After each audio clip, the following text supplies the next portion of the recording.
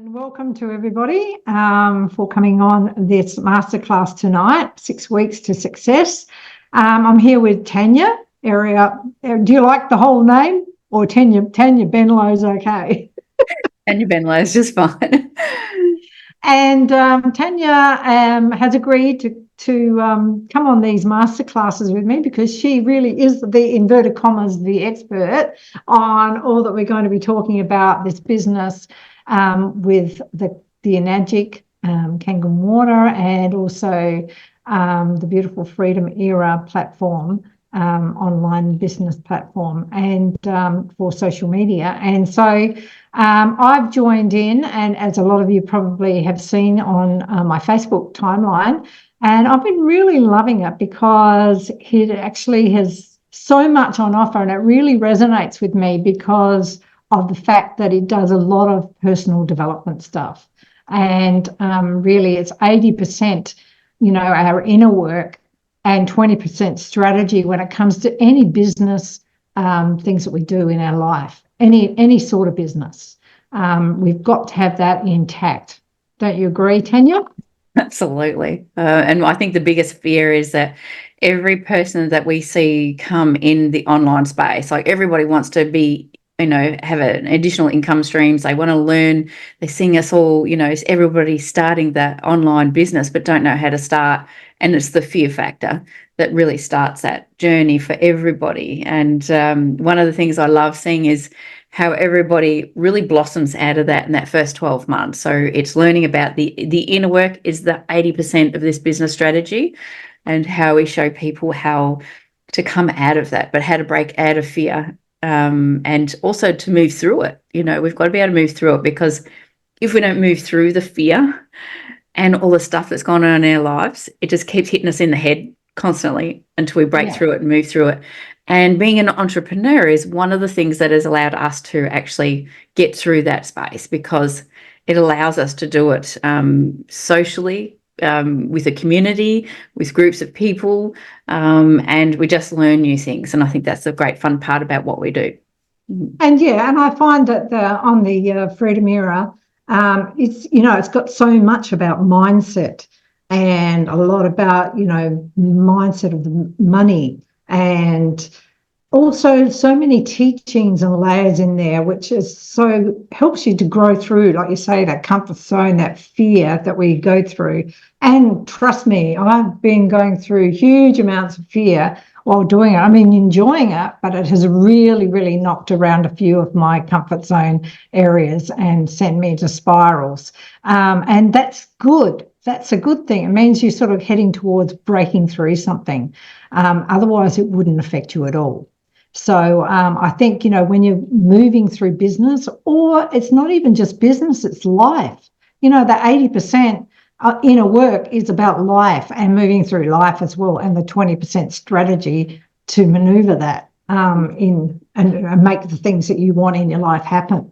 So I think it's across the board. It's not just business. Yeah. So I'm just going to, obviously Tanya has been in the business for quite a while, and she's like rocking it. And I've only been in for about 6 months.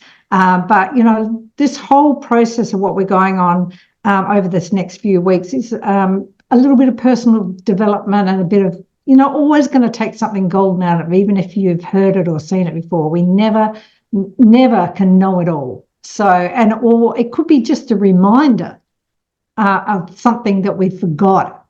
Because don't you think we go through life at different layers?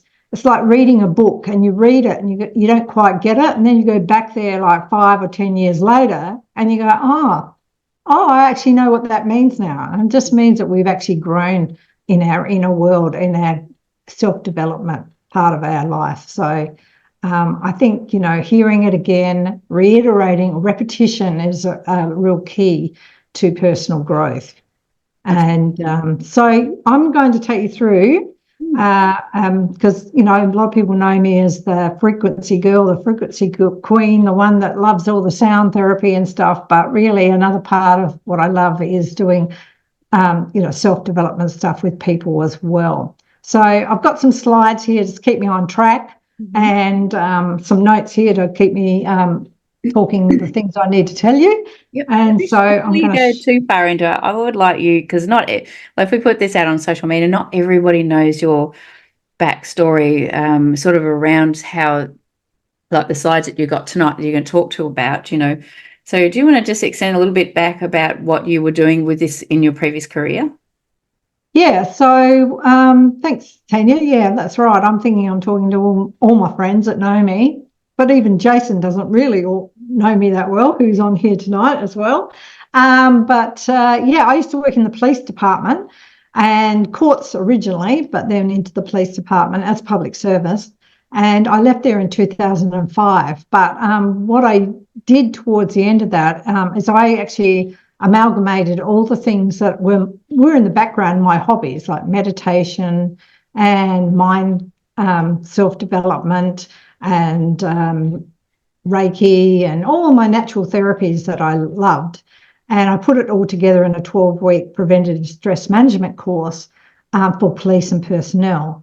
And that was really successful. We actually got it approved and went through all the process for 12 weeks and ran 2 of them. And the statistics of how much it reduced people's, the police officers and the staff's mental and stress levels was quite phenomenal.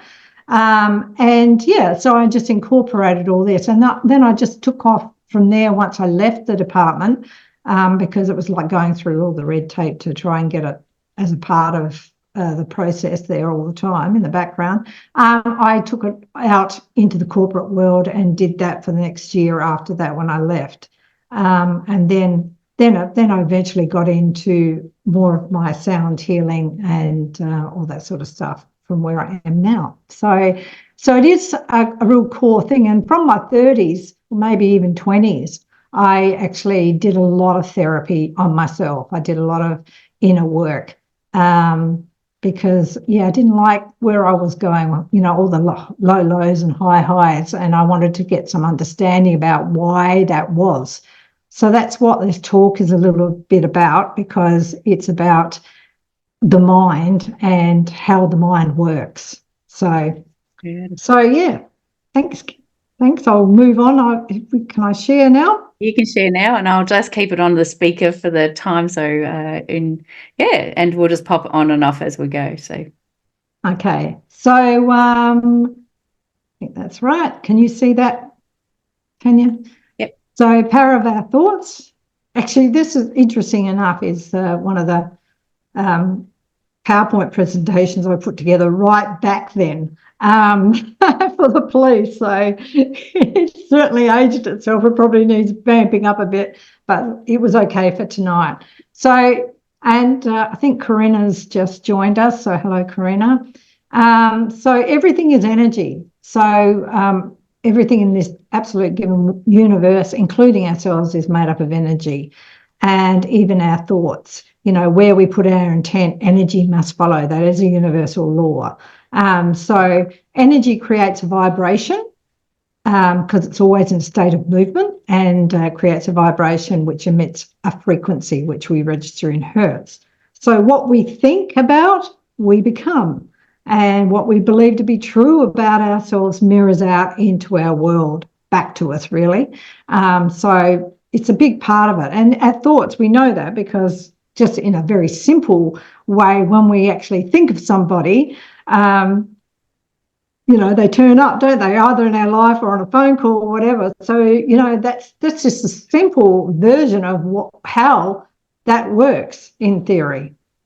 So what we think is really important, how we actually, what we put into our thoughts during the day and what we say to ourselves.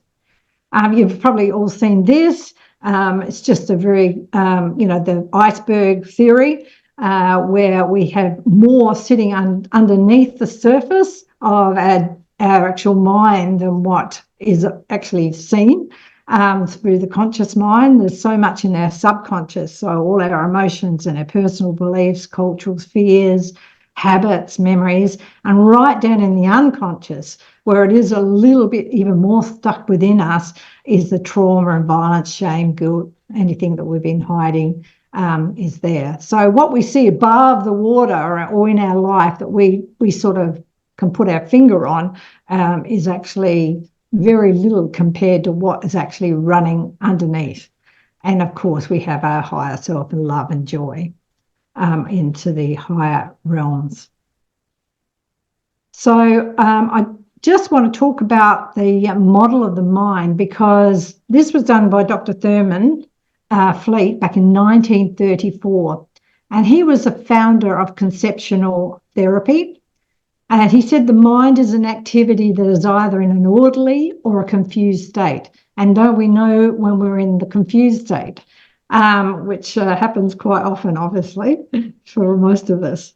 So really what he's saying is that when we were in children, this is a good diagram because it sort of breaks it down. And when we're in our, up to the ages of 6 to 8 years of age, we're like sponges. We just take in everything we see, we feel, we hear, and we believe it to be true.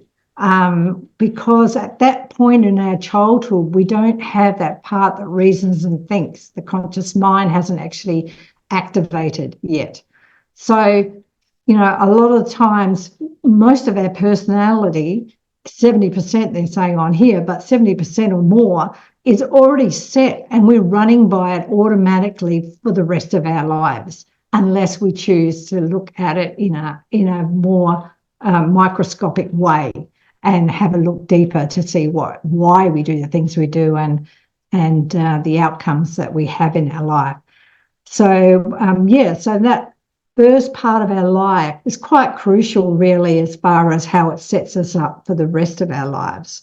So when we get to that sort of age, that's when we start saying no, and we start, putting our foot down as a child, and we start to be able to rationalize what's coming and into our world, and say what we think and what we want to react or respond with. Mm. And so all of our senses are in that conscious mind area, and our feelings are in the subconscious. But this is the premise of the foundation upon which a whole personality is built and controls our circumstances and behaviours. So if our childhood was around low self-esteem, fear, self-worth, negative attitudes, then that's what we quite often bring into our lives as we go through. We almost attract it sometimes because we have that fear there. And then we act it out through our body. Our body then acts it out and becomes our results in our life. And I think what's really interesting about this is that 95% of individuals will fight to hold on to those limitations rather than give up their rights to those customs or whatever their belief system is. So, it's a stronghold that we have right from when we're young. And our thought processes are that when we think in pictures. So even without having to close our eyes, we actually can see on the screen of our mind, if I said, see your family home, see your car, see your children, your dog, you would get a flash of a picture even while you're sitting here of what that looks like. So our thoughts, we think in pictures, and that is me on the right there thinking about ice cream. That's probably one of my bad ones. And it involves all of our senses, our sight, our smell, our touch, our hearing, our taste, our emotions. And so, like if we were just to do a little exercise now, if you just close your eyes and just take in a nice deep breath, and I want you to call to your mind a Christmas tree, a sunrise. And I want you to put your senses into hearing a dog barking, sound of rain on the window, keys rattling. Imagine holding a piece of sandpaper and running your fingers over it, stroking a gorgeous little puppy dog and the softness of that fur. Call to mind the smell of freshly baked bread, coffee, a rose. And now imagine yourself in an apple orchard. It's a beautiful spring day and you're walking along the rows of the trees. You can sense the breeze on your face, a gentle breeze and warmth of the sun on your face. You go over to the tree, decide to pick an apple, and you bite into this crisp, juicy apple. It tastes so sweet.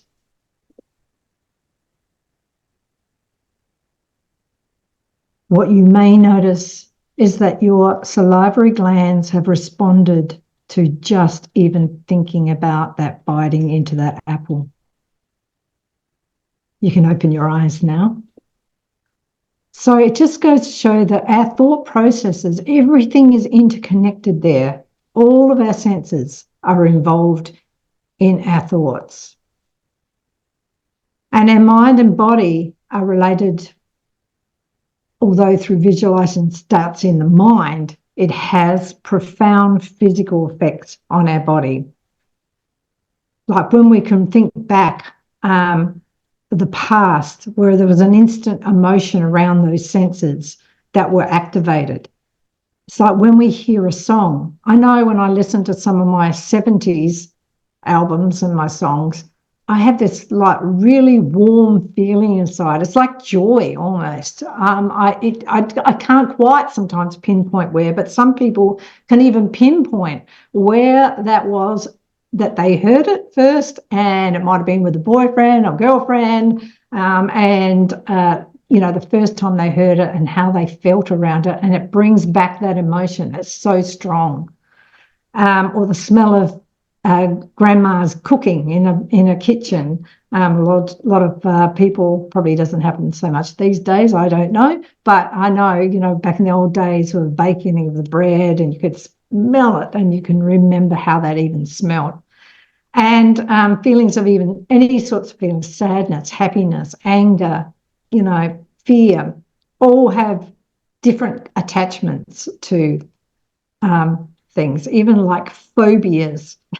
Well, that lovely spider just came in there. So a lot of people have phobias about that, and negative responses. Like if I was to tell people to get up and speak in public, straight away the whole body would go into this state of perhaps fear, and they'd start sweating, their heart start pounding. So it has quite a negative approach, but it also can have lots of positive reactions in our bodies where the endorphins start to pump out.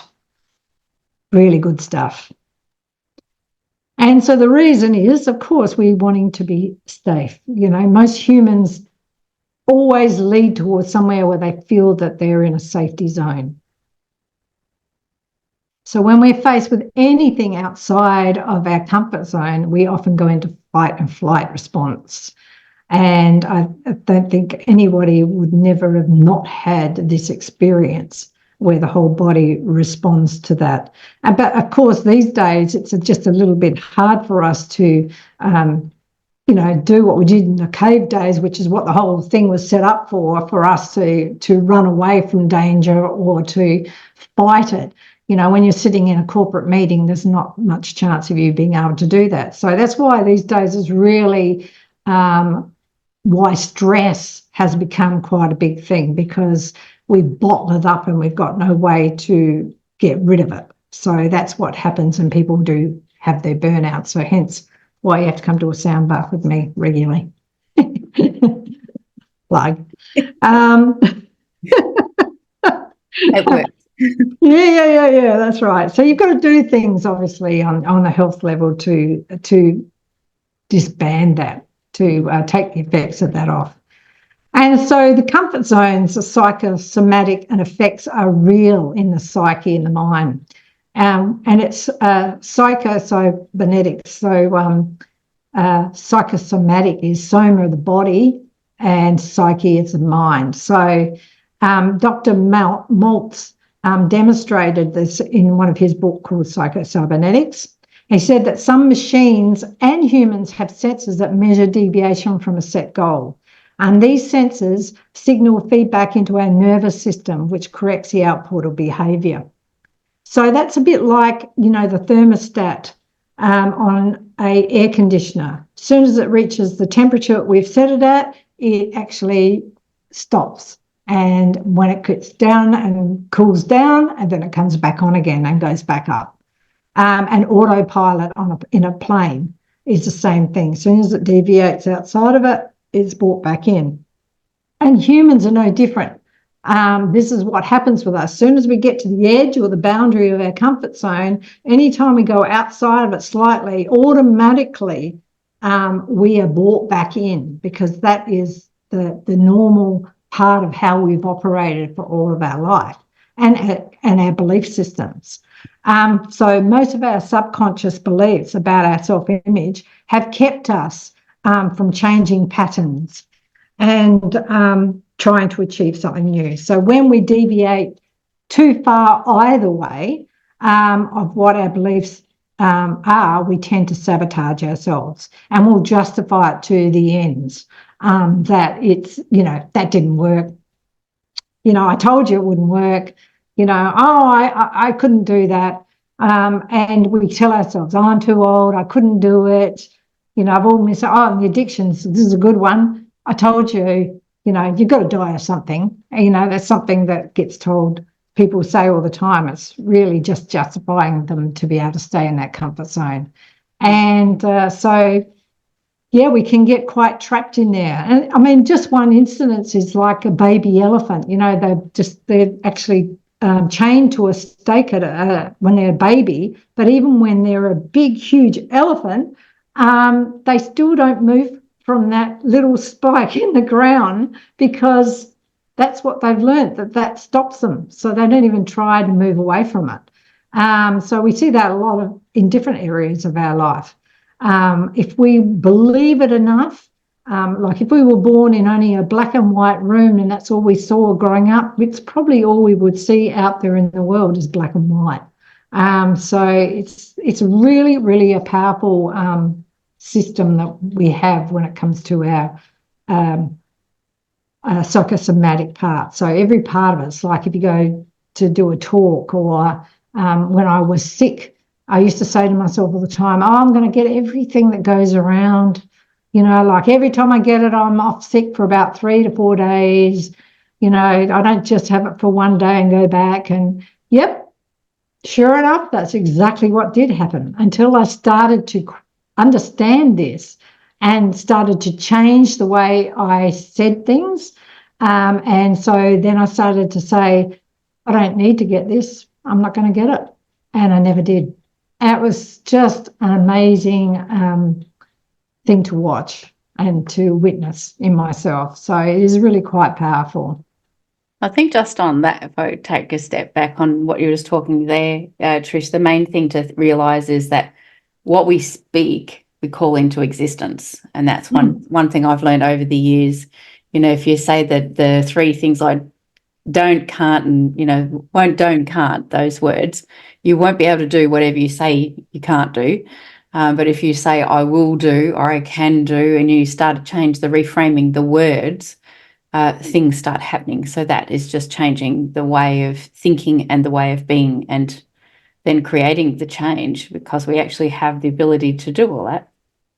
Absolutely, we do. We completely have the ability. It's just all these background things that we've talked ourselves into, or we believed since we were small or whatever, just run on automatic. But it's only until we question it and we make the effort to change it that it changes. The other interesting part is this reticular activating system, which controls our sleep, our waking, fight and flight responses. So it is actually a thing. It's a bundle of nerves at our brainstem that filters out unnecessary information, so the important stuff gets through. depending on what we class as important. It's a system that is the reason you learn a new word and then start hearing it everywhere. It's when why you can tune out of a crowd full of talking people, and if someone says your name, you automatically will look that direction. You hear it even amongst all the crowd. And like, have you ever noticed, like, when you start looking at something, like when my car started getting all this terrible paintwork all coming off of it, everywhere I looked, I saw everybody's car like that. I was like, oh, it's not just me, and I never noticed it before, right? Or if you're looking around for a silver Mazda and you've been taking notice of that, and then all of a sudden there's silver Mazdas everywhere. It happens when we set our intention on that sort of stuff. So it takes what you focus on and creates a filter for it. It then sifts through the data and presents only the pieces that are important to you. So the programs itself to work into your favour and it's operating always in the background without us even knowing that it's doing it, which is pretty cool, huh? Smart little bodies we've got. In the same way, the RAS, or reticular activation system, also validates our beliefs. So if you think you are bad at giving speeches, you probably will be. And if you believe that you work efficiently, you most likely do. So it helps you to see what you want to see, and in doing so influences your actions to comply with it. So when you focus on the bad things, you'll invite that into your life. You focus on good things, and that will come to you because your brain is seeking them out. So it's not actually magic. It's your reticular activating system influencing the world around you. So when you look at it this way, the law of attraction isn't really that mystical after all. So like attracts like. So when we change our limiting beliefs and thoughts, well, we hold them, we shift that frequency and bring about a more positive flow into our life, and thus whole reality can change. And that's when it starts getting real goddamn exciting, when that happens. And when you start to notice that you have a choice. And I think that's the thing I notice a lot about people that come to me, is I don't think they have a choice about anything. Like, oh, I've got the job, I have to be at the job. There's many reasons why people need a job, no security in that, but it's not really a truth, because if they chose, which happens in this business, isn't it, Tanya? If they choose to actually get out of that job and take a different walk in life and choose a different path, then if they believe and work at that, they love it and are passionate about it, that can happen too. So really tonight we're wanting to sort of look at, what's our most dominant thoughts. And over the next week, we're going to be asking that we do that, that we have a look at what our thoughts are that are constantly running in the background of our minds. What are we saying to ourselves?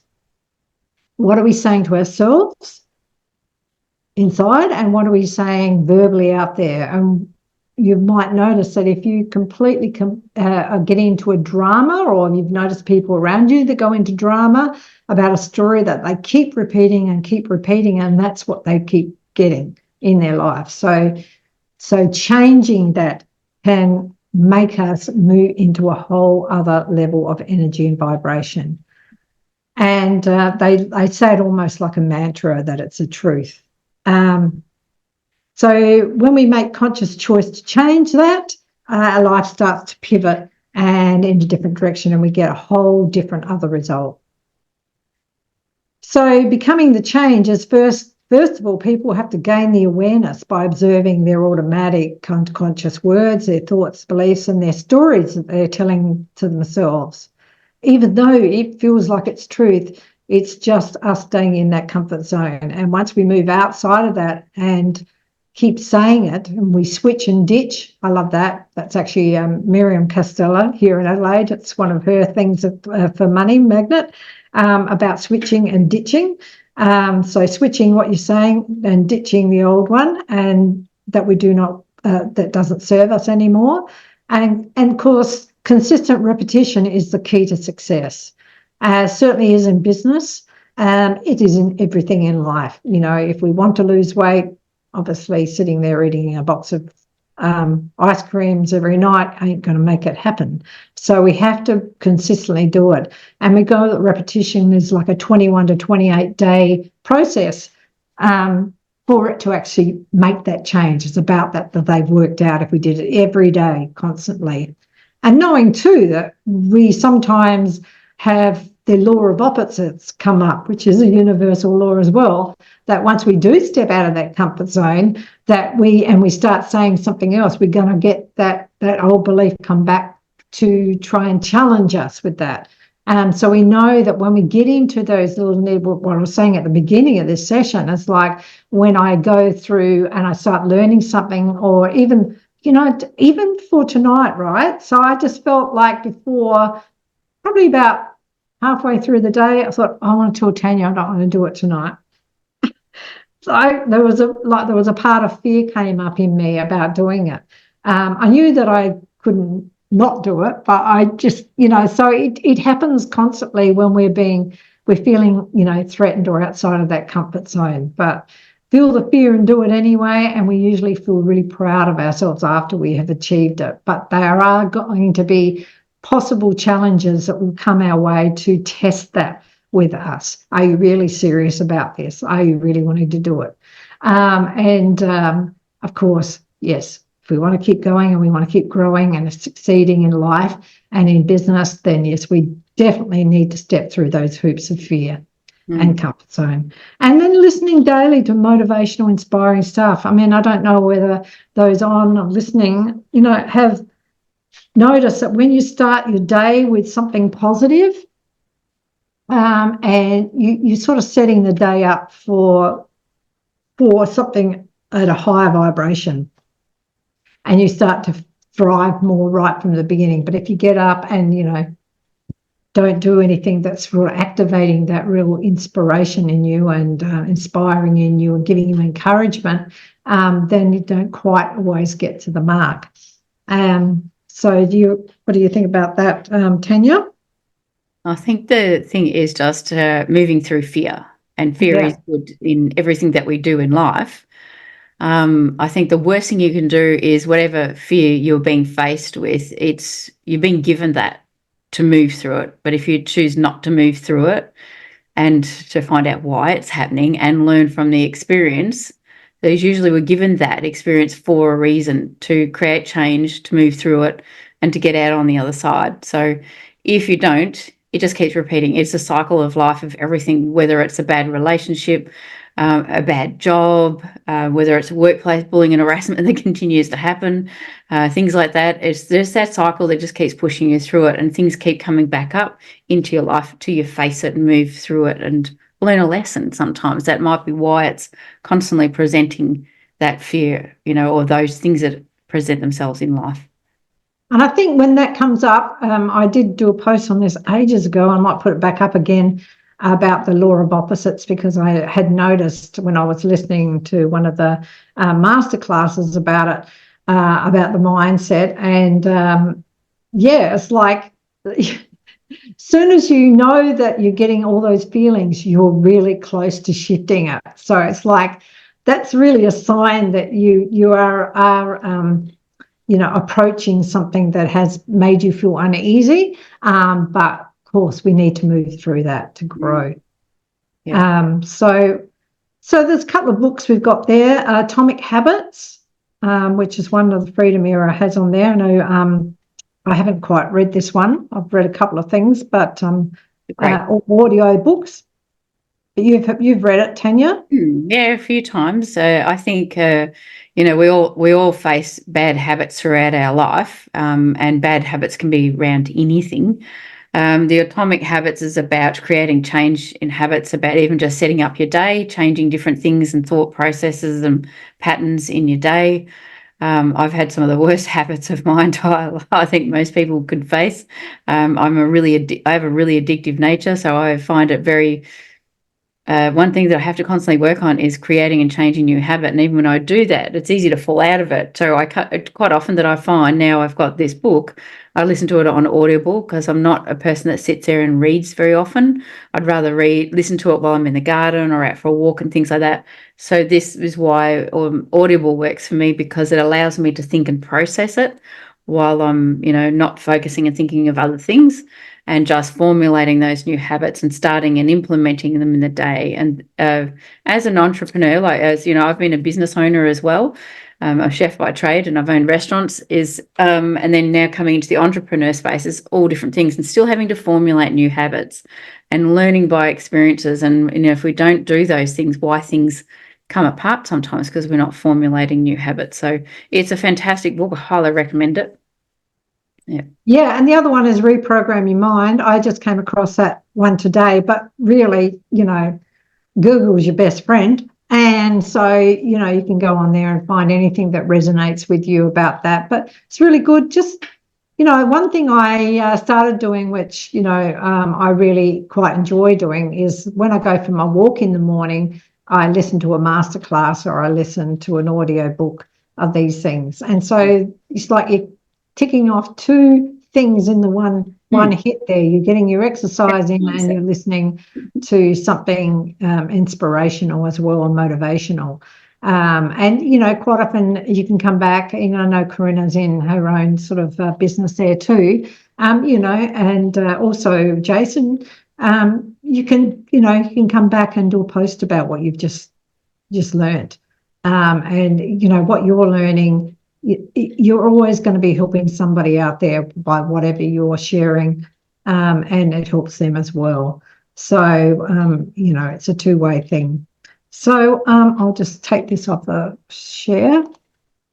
Mm-hmm.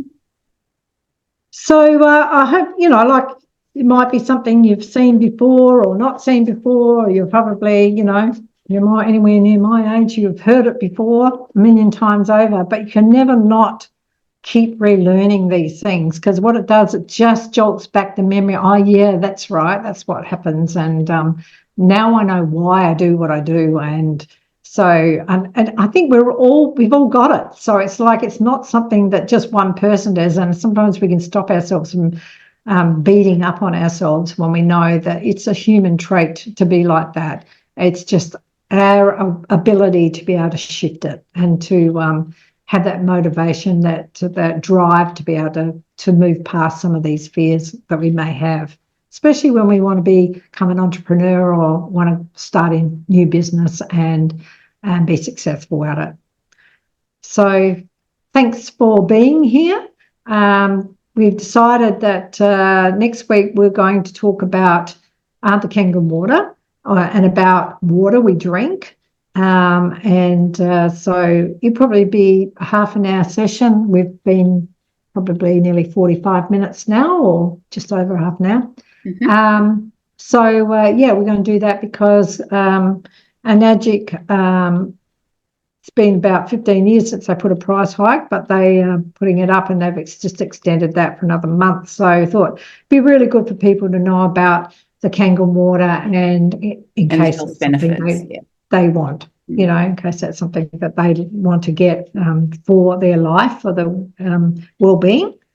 And so that's what we'll be talking about next week. And so I hope that you can join us there. And so is there anything else you want to add there, Tanya? No, I think that's sort of covered off what you wanted to have a chat with tonight. And then next week we'll come on and talk about water, pre-filtration, whether it's rainwater, bore water, and all sorts of other things, and really talk to you around not only about why the benefits of drinking electrolyzed reduced water or ionized water, but the health benefits. We're going to touch base on chemical-free cleaning and saving people a lot of money. That is the biggest emphasis here, is around saving money. And environment. Saving plastic waste on the planet. There's so many different topics you can cover off into what one device can do for the home. Yeah. So we're going to do that, and then there'll be a topic each week. We'll see how we go through each week and how much we get covered. But join in. Like I say, Yeah, a couple of topics we can probably join together, I'd say. Sorry? There's probably a couple of topics there we can join together. Yeah, that's right. So the 6 weeks might become 5, but we might do some other things just for a bit of fun. That's good. Thank you. Thanks a lot. You can unmute if you want. There's only a couple of you on here, so yeah, at the moment. And I'll do a replay. So if you know of anybody that you think might need to hear some of the things we've talked about tonight, I really wanted to cover over mindset at the beginning because it's a huge part, really, of everything that we do. So, and it's good to sort of have some deeper understanding of that before we get started on other things. As we said, 80% inner work, 20% strategy. So thanks for being on here. Thank you. Any questions? Thank you. Yeah, no, you said it all very well. Yeah, just a good reminder of where my head should be. Boom. Lovely. I'm glad that helped you. Yeah. Thank you. Yeah, it's just like I say, reminding. We just that, and this is the thing, Jason. We have to, maybe you might want to take on board the listening to a masterclass or something in every morning of some sort. Even because there's lots of small ones, isn't there, Tanya? I'm sure there's lots of little. The one we were just talking about, Atomic Habits? That's only a really short one, is it? It's a book. Yeah, no, there was something somebody was just telling me, and it only takes, it was only 5 minutes every morning or something. But there's a lot of those apps that have inspirational stuff that goes for 5 minutes. So I'm like you, I do the Audible as well. So I do Atomic Habits on Audible, but I go to the gym every morning for about that's good. Nearly 2 hours, which is a long time. And I use an app called Mindset Motivation. And at the moment, I'm listening to 1 hour affirmations every single day, the same one. So, that's good. Yeah. Wow. Good on you. Pump away. Just keep pump it on away repeat. on the mind, pump away on the body. Absolutely. It's fantastic. That's really good. Yeah, that is good. All right. Well, shall we finish up? I will we have been recording so we can send out to a few people for a replay today. So recording. So if you want the replay, just ask for it and we'll put it up. I'll put it up on Facebook anyway.